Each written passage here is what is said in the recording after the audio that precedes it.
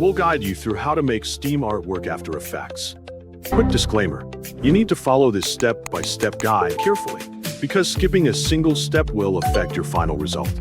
If this guide helpful, don't forget to like and subscribe. First, don't forget to comment if you still need our help or want to ask something, and we will reach you as soon as possible. Second, open your browser and searching for background cropper Steam. When the search results appear, select the first link that shows up. Once the website opens, press the download button to download the template file. After the download is complete, open After Effects and wait for the program to load fully. When After Effects is ready, locate the file that you downloaded earlier and extract it. Inside the extracted folder, you will find a template picture that can be used for your Steam artwork project. Import the template into After Effects by dragging it into the project panel. After it has been imported successfully, drag and drop the template into the timeline so it becomes part of your composition.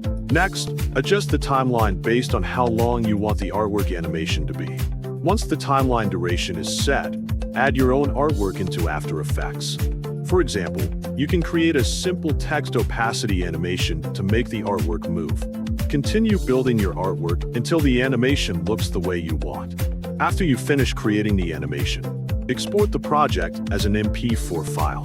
Once the export is complete, go back to your browser and search for MP4 to GIF. Select the first link that appears in the search results. When the website opens, import the artwork file that you exported earlier and convert it into a GIF. After the conversion is finished, open a new browser tab and search for Steam. Select the first link that appears to open Steam. Log into your Steam account before continuing.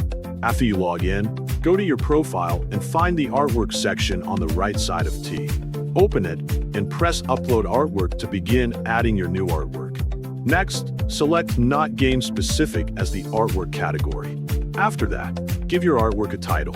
Then upload your artwork by pressing Choose File and selecting the GIF you created earlier.